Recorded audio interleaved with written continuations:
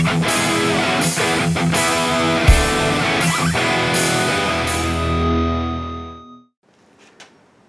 gang, welcome back to Joe Daddy's Garage. Today's video is a viewer's project video, but more specifically, an update to a viewer's project video. Now let me give you a little perspective on this. I have been doing these videos for a while now. Over many years, I have put up videos that are called viewer's project videos. There's a playlist on my channel for this, and these projects are viewers' projects. Now what I do is I take the video they send me, I edit it, and then I post it so that you can see what's going on. 4 years ago, we had a video from Gene, and it was on his Mustang. And of course, time gets in the way. We've had to deal with a lot of things over the last few years, and he has continued on and made good progress on his project. Now I'm posting these videos right now because I'm unable to actually do any heavy lifting or anything like that because of the surgery that I have, and I think this is a perfect opportunity to share this video, and I appreciate Gene for putting this together for me. Thank you so much. Now let's take a look at Gene's project. Hey everyone, my name is Gene. I'm from New York, and this is a follow video to my viewers project video that I sent Barry almost 4 years ago, March of 2020 I believe. The end of that video, I was just assembling the front frame rails for the car, and I wanted to follow up with everyone and let you know what my progress is, what my struggles were along the way. I know Barry just went in for a procedure and is recovering, is going to be down for a little while. I'm sure he's going crazy, so I thought maybe now's the right time to do that. Give Barry something to do while he's recovering, because I know I wouldn't be able to stand still for too long. So hopefully, Barry, this will help you like you've helped all of us. Get to share a little bit about my project, maybe inspire someone like you do, maybe shed some light, maybe prompt somebody to get back to work. A lot of struggles for me. I am a mechanic by trade. I am not a body man, or I'm on my way maybe. I've learned so much with this project. Just to give you a little recap, back in the late 90s, late 80s, a high school friend of mine got this car from a body shop that did a typical 80s restoration on it. No hate there, that's the way it was back then. Lots of Bondo, lots of patches welded on top of rust and damage. So this car has been a big project body-wise. Started on the vehicle, I think in around 2003, somewhere in that area, 2004. Started to just get into little projects so I can continue to drive the vehicle, and everything just went downhill very quickly. The front frame rail was completely rotted, fell apart on me. So the car went up, going up on a dolly. I ripped it all down and started, making progress on it, which unfortunately in the beginning is nothing but surprises and, letdowns, I guess, for me. So I spent a lot of years doing things like that. Finally got around, to turn that corner, I guess. Around the time I made that other video, started bolting things on, thought I uncovered everything that there was to uncover, and I was wrong, like many of us are. There was always something else lurking. So I have made some progress since that video. I did get the car together, or at least the front of the vehicle together. My plan at the end of that year, at the end of 2020, was to have the car on the ground, and that mark came and went, and I was nowhere near that point. As you all know, that was pretty much the beginning of COVID. Crazy times for everybody. In the beginning, I had lots of time. I was able to put some more work into the car, but by the summer of that year, I was working harder than I ever have before. I'm a civil servant. Spent a lot of time at work, just trying to keep everything moving. So that took me into the following year. I believe in 21, I managed to get the car on a tip-over jig and roll it up on its side to finish off the undercarriage of the vehicle. I'm going to take you up to the front of the car now so you can see what I've done up there, and I'll kind of work back through the car, show you what I've done, what kind of struggles I had. Maybe that'll help you out. Maybe you already know about it. But in any case, we'll head up there.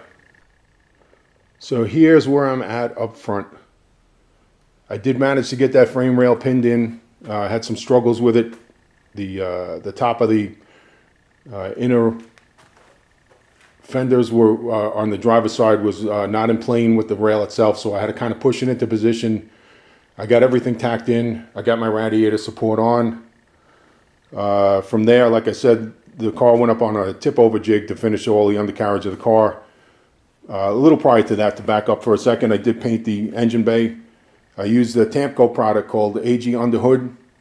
It's got a pretty nice finish on it. I'm not sure that it's factory, and it is dirty and dusty right now, but I'm very happy with the way it came out. It's got a nice sheen to it. It's very durable.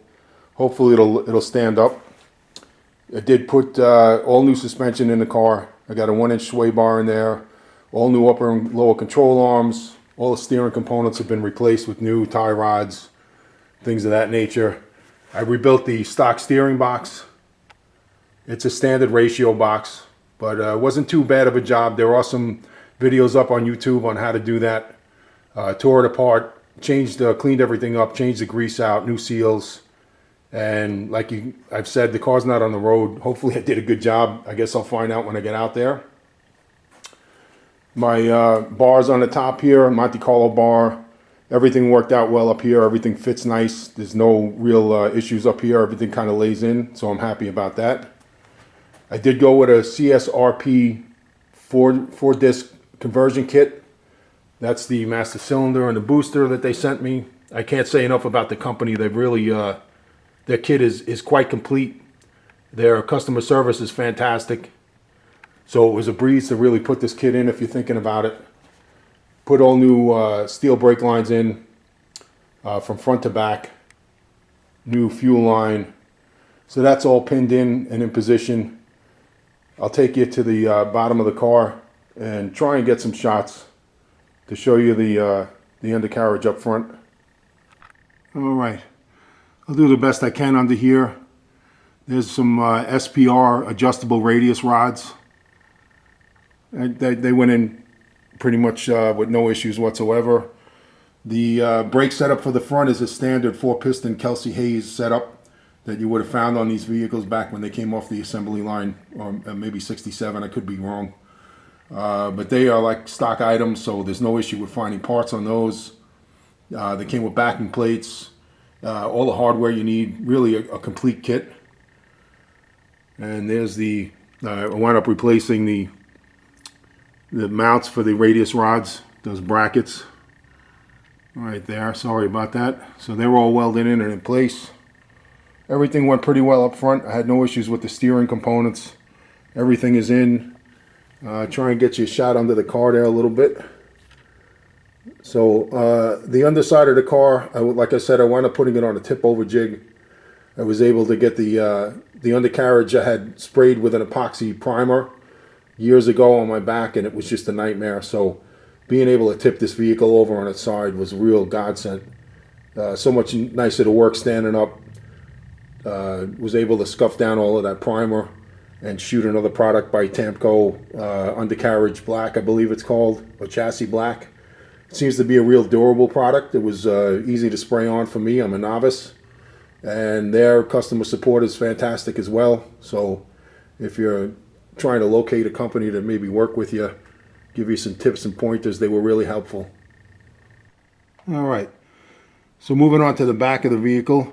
I had a 9-inch rear axle that I've been tugging around for probably 20 years out of a Granada Ghia, which is the same as a Lincoln Versailles, if I pronounced that correctly. My intention was to rebuild that unit and put it in the vehicle, but when I ran the numbers for the parts to rebuild it and the availability, it just didn't seem like the right fit for my project. This is going to be a resto mod, so it doesn't have to be anything that, you know, along those lines.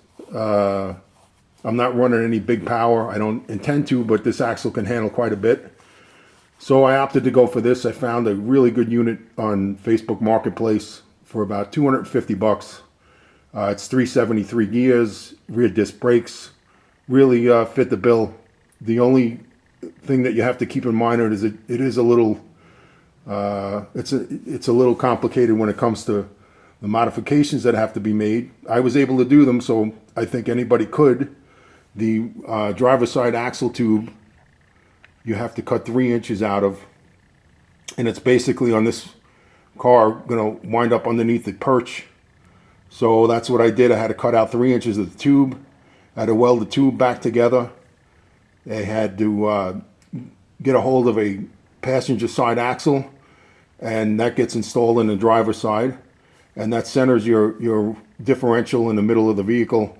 And I think it's about 1/4 of an inch wider than the stock axle that was in the car. So it's it's a perfect transplant if you're looking for a posi rear, disc brakes. It's all kind of comes with the axle. Just got to do that modification. Spring perches had to be welded on. Again, it's a little intensive, but I was able to do it. I think I did a good job at it, and I think if anybody takes their time, they'll be able to do that. So that gave me rear disc brakes. They actually, on the axle that I purchased, everything was already replaced on it, so it had fairly new calipers. I did paint them. The rotors were brand new, pads were brand new. I put a new set of parking brake shoes in them, and I think this is going to work out well for my project. As you can see, there's new springs back here. The other modification that I chose to make has to do with the plates that are underneath the axle. I wound up purchasing 2 brand new Explorer plates because they're really thick, much beefier than the stock ones. You do have to you have to switch them from side to side, so the left plate will go on the right side, right on the left side, and that's because the shocks on the Explorer are actually behind the rear. And then I had to modify the plates and actually graft on the piece that holds the lowest stud for the shock, so I could mount those up. I'm going to include some pictures when I send this video out to Barry. Maybe he can slide them in there or put them in at the end, but it'll give you an idea on what I went through to do that. And again, the chassis is all done. Only underpan has been painted, prime painted. It looks really good. Very happy with the way it came out. Hopefully it'll stand up. It seems to be very durable, but only time will tell, and I'm far from getting it on the road. So I'm going to move on to the interior of the vehicle. Like I said, or I believe I said earlier, when I got frustrated working on one part of the vehicle after it was down on its feet, I found smaller projects to kind of distract me and give me a little sense of progress instead of beating myself up. So I moved into the interior. I had previously installed the floor pans and the seat risers. Came in and put the reinforcement plates in for the dual exhaust. That was a little small project. Not much thought there. Just a little bit of beaten up, and they went into place pretty good. I cleaned up all the floors and the roof of the car, sanded everything down as close to bare metal as I could get it, epoxy primed, and top coated the interior with the leftover paint I had from the engine compartment. Try and save a few dollars when I can. It's all going to get covered up, but like I said, it's a pretty durable finish. It's going to stand up certainly a lot better than what was underneath there. I did the same thing with the roof. I sanded everything down as best as I could, cleaned it all up, primed it, top coated it, so it should be good for another 50 years. Who knows? Moving on under the dash, another project I did was to rebuild the heater box. So I tore that all apart. New plenum, new heater core, new seals, cleaned everything up. Made sure everything was working right. I had to wind up putting in a new blower motor because the old one was making a ton of noise, but that came out really nice. I tried to save I did save the firewall insulation pad. Those have like a tar-like finish on them. Over time they crack and start falling apart. So I cleaned that up and I used some Flex Seal over the top of it. And it's got quite a sheen on it, but it's a very durable finish. It strengthened up the whole piece again. Put it all back together as one piece. I was able to reinstall that, so I saved that. That's become a big part of my restoration for me personally, is saving whatever I can as opposed to replacing. I think the quality in the older pieces is much better than what's available at this point. I took the parking brake assembly out. Where are you? There you are. Parking brake assembly was disassembled, cleaned up, repainted, put back in, new handle. I also did the under dash vent unit assembly. I took that out, completely ripped that down, repainted it, restored that, so that's working well. I am going to have to get a cable for it though at some point because the knob keeps breaking off of it. Steering column got the same treatment. Took that all apart, cleaned everything up, primed it and painted it. The dashboard and the steering column I wound up using Rust-Oleum on. I found some videos where guys were thinning it out with acetone. I was able to spray that on. It came out really nice, but it's not going to be a durable finish. Not so much like a 2K product. So just got to be careful that we don't gouge it and ding it up. Another project I did in here was to restore the dash. It was hogged out in the 80s for a Benzie box. So I purchased a replacement panel, welded that in. That came out pretty good. Real happy with that as well. So lots of wins inside the car. That's always nice. Makes me feel good. Kind of over, makes up for all the struggles that we have. I did leave out the pedal assembly. That's all was, again, that was all ripped apart, rebushed, painted, put back in the car. Got the nice chrome rings on the pedals. Just wanted to add that in there. That came out real nice too. So where am I at now? Well, as you can see, I'm starting to hang all of the sheet metal on the car. The driver's side of the car was really destroyed. There was nothing salvageable here. Everything from front to back had to be replaced. I was fortunate on the passenger side. I was able to save the quarter panel. I'm trying to save the fender. I'll bring you up there in a couple of seconds to show you what's going on with that. Same thing with the door. The door just required a new patch up front. So I think I'm going to get away good with those. This is a dynacorn fender and I believe a CJ door. The dynacorn fender, 99% of it is okay, and it's going to require the typical gapping stuff and whatnot, but the stamping was pretty close. I am having a problem up front here in this corner where the quarter panel hugs and comes around the A-pillar. It's hard to see in the video, but the gap here is non-existent. It's actually sitting up on top of the A-pillar. So to verify it, I have a factory fender on the passenger side of the car. I made this little template out of tape, flipped it over to give me a mirror image, like so. And if I place this on the body lines of the car, you can kind of see where I'm at in terms of where this is off. So right about here, it starts to hug in tight, and just about where the tape is where that body line is supposed to end up. Right, that upper part of the body line is supposed to line up with this edge on the door. So it's off, it looks like almost 1/4 of an inch. The only thing I can think of to fix that would be to slice this fender, unfortunately, from here up to the point where it's okay. And that's going to include the understructure of that as well, the bracing that's under there, and try and move this edge over. By doing that, I should be able to line this point up with the fender and then just have to weld this back up again, weld the understructure. And I think the only modification I'm going to have to do with some spot welds or some rod would be right in the corner here. That's the hope anyway. If anybody's run into this problem and has a better solution, by all means, please let me know. I hate to cut this thing up, but it looks like it's going to be the only thing that I can do to salvage it. The only other option, of course, is to go out and get another fender, which I really wouldn't want to do. Fender's body panels in general are not too expensive. Why did I lose my... There we go. Not too expensive. Unfortunately, in most cases, the shipping is much more than the panel is. I think this panel is around $220 now for a dynacorn, and the shipping from the cheapest place I could find was over $300 to get it to New York. So it doesn't make sense to me to throw this away and spend another $500 there for another aftermarket fender that may have the same issue or worse issue. So I'm going to try and fix this one. Again, usual stuff with the gapping. Not too terrible, but it's going to require some work. Everything is just loosely bolted in, but all of these body lines are matching up okay. It's just the gapping in between. I got a big gap up here, but again, I think that's because this wasn't stamped properly. So I'll have to address that if it doesn't get any better. Moving on to the back of the door, same issue here. Gaps aren't too bad. They're going to, require some massaging. They line up pretty good. The door's a hair low right now. I just got to pop it up slightly. But the only issue I have here is this radius.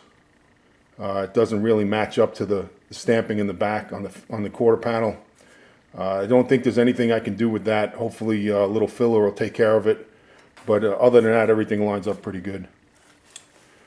This quarter panel, after years of struggling and tweaking and modifying and everything I can think of to overcome the shortcomings of the panel and my mistake putting it on, finally led me to the realization that I had to just rip it off the car and start over again.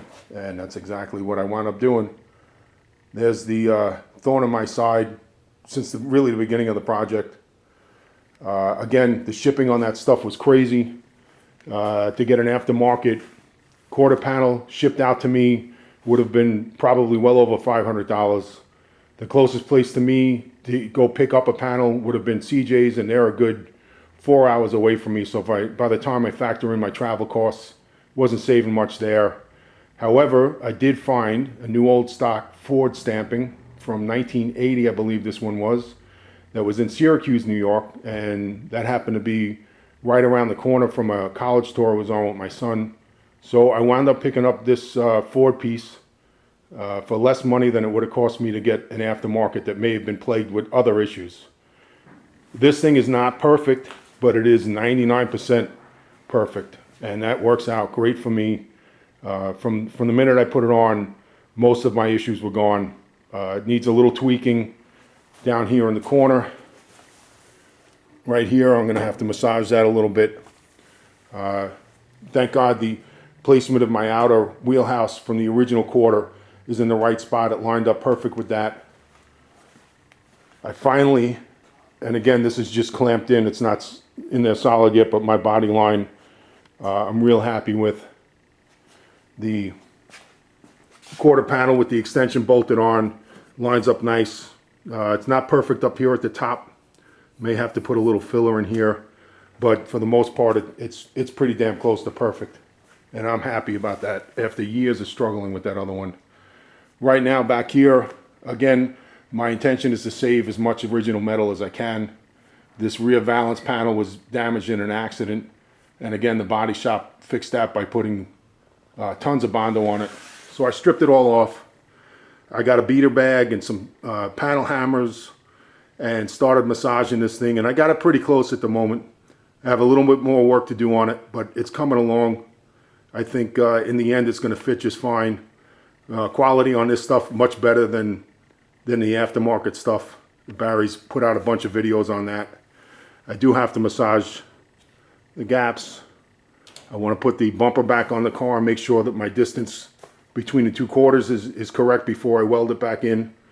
A lot of anxiety in actually pinning this quarter panel in after what I went through with the other one. But I'm getting there. It just takes me a little time. So that's what's going on in the back of the car.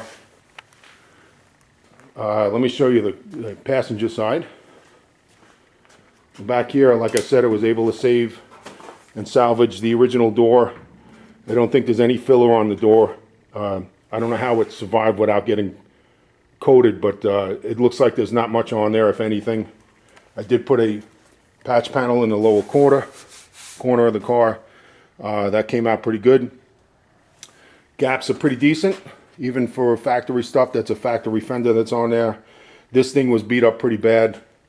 Lots of body panel hammer work on it. Lots of dings, things like that, but I think I'll be able to planish them out. All the things I've been learning along the way, beating body panels, and I kind of enjoy that stuff. It's almost therapeutic.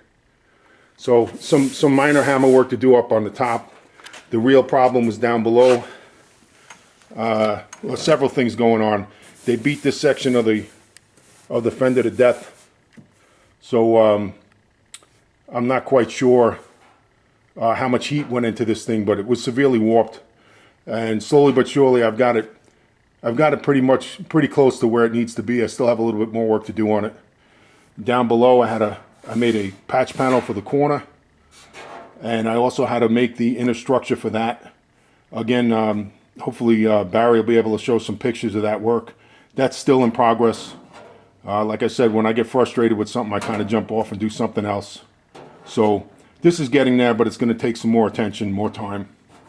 So that's where I'm at on the passenger side of the car, but it's looking pretty good. It's getting close. Here's some of the other stuff I've been working out. Again, if I get a half hour, an hour to come out in the garage at night, I try to pick little projects that I can make some progress on, feel good about. So this is the front balance. Again, the years that the car was on the road, it saw some damage. The answer was to slather on body filler. I'm not a big fan of that, so I ripped it all off. I do have a couple of cracks. There's one here that I have to weld up. Same spot on the opposite side. So I'll weld those up and fix those. The passenger side of the panel was in pretty good shape. Really not a lot of damage here, just some dings and dents that have to be planished out. The lower section's in relatively good shape. It's in position. So I used that on the driver's side of the panel, which was in terrible shape. This was all caved in, all distorted up in here. All this line, this right here was non-existent. It was kind of flattened out. I guess when they were doing the body work and the fill on it. You can kind of see the difference here. Again, I don't know how much the camera picks up, but this line right here is not right yet. But I do have the passenger side of the panel that's perfect. So I'll make a template up of this radius and where this lip should be. And I'll just work the panel until I get that back where it belongs. Again, these panels are in great shape. There's really no rust on them. The car was off the road, I think, quite a bit. Probably in the late 70s, early 80s. I don't think it was on the road too much. So it didn't really get a lot of damage in that time frame. And then since then, it's been in the garage. So all stuff that can be fixed with a little bit of time and energy. Here's the rock guard. Same thing. There's no rust on this whatsoever. This is actually in really good shape. I just have to clean it up. This is that aftermarket rear valance that I bought, which is not the greatest piece. The guy who had it cut out holes for the reverse lights, but they're hacked up pretty good. They're not in the right spot. And the panel itself is just pretty flimsy. So I'm going to wind up just taking these brackets off and putting those on my rear valance and getting that back on the car. Like I said, at this point, everything I can salvage is important to me. Maybe not for other people, and it wasn't my intention when I started, but after going through heartache after heartache with aftermarket panels, I decided that I was going to try and save what I could. So that's my story. I hope you like it. I hope you got something out of it for yourself. I hope maybe it motivated you, because I know for myself, I lose motivation. I tend to overthink things and really take a lot of time to do something, sort of afraid to jump off that cliff. But eventually I get there and I go, and hopefully soon I'd like to have it ready for paint. I plan on taking the car through the metalwork stage and then leaving the final fit and fill and painting to somebody who's more qualified. To me, the investment in not only the time but the material needed to do something like that is not worth the investment to me. Talking thousands of dollars in material and paint guns, and I don't have the location to do it the right way. So some things are better left for other people to do. As much as I'd love to say that I painted the car, it doesn't make any sense to invest that kind of time and money into a project and not have it come out the way that I would like it to be. So that's the plan. Again, somehow I never hit the mark.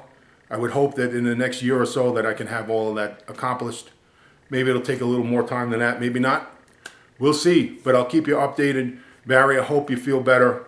Again, thank you so much for all of the content that you've given me personally, and I know everybody else feels the same way over the years.